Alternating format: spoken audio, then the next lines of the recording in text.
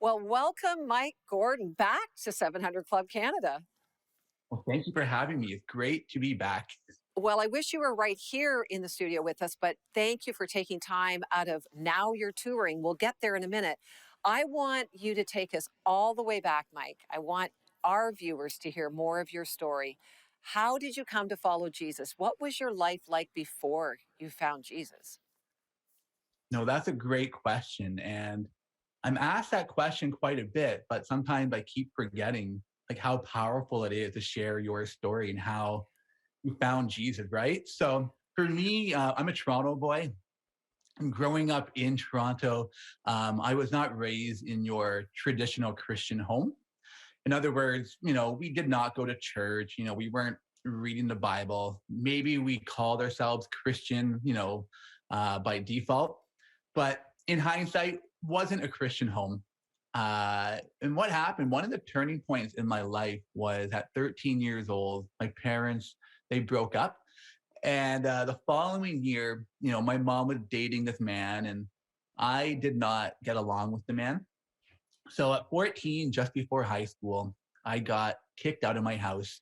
And it wasn't like kicked out, come back tomorrow. It was, the police were involved and a messy situation for a 14-year-old.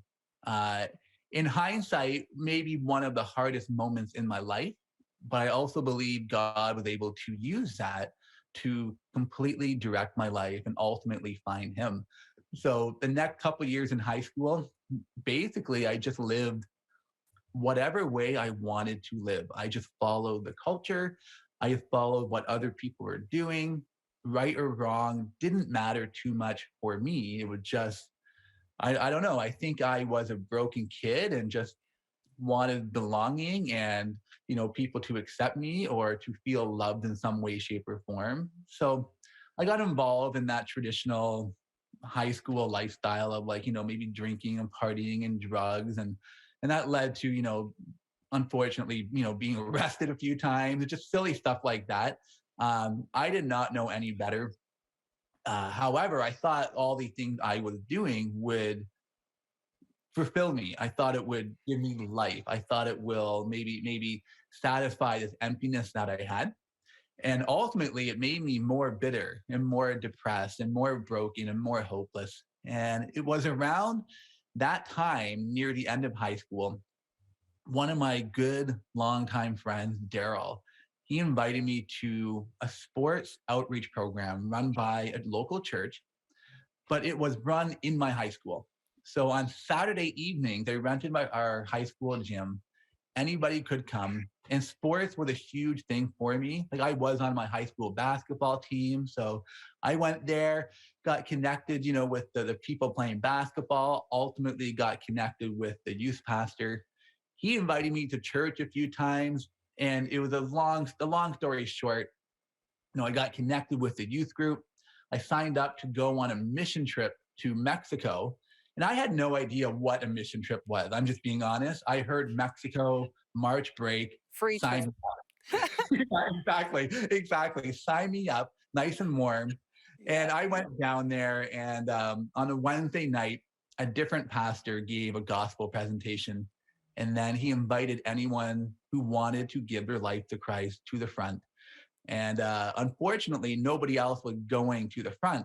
So I knew I had to respond, but I was a high school kid. I was so embarrassed to stand up by myself and walk to the front. So I waited maybe a few hours back to my room. And that night, I gave my life to Christ and literally 180, 180. I went back to Toronto as a new creation. And that really kicked off, really a new life for me, in Jesus. Yeah, well that's what it does when we come to Christ. It totally transforms us.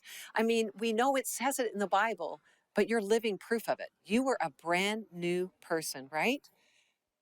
100%. And again, sometimes I forget how powerful that story is and what Jesus did in my life. And Yeah. it becomes normal to you and you forget this is not normal. This is pretty special. That's right. And who might you have been had you not said yes to Jesus? And God knows, literally. Right. But your story, thank you for sharing that, Mike. I think, whenever we hear someone's story, we have to pause and just reflect on the commonalities we all have, even though our stories are different. We're all looking for a place to belong, a place to be loved, right?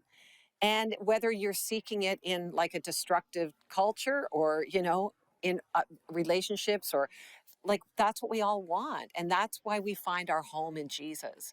Like, I'm so glad he saved you, Mike, because you are being such a kingdom wrecker for God. I mean, you are out here now influencing so many young people. Think of the irony of that, right? You could never have written that story. Oh, not at all. It's such a blessing.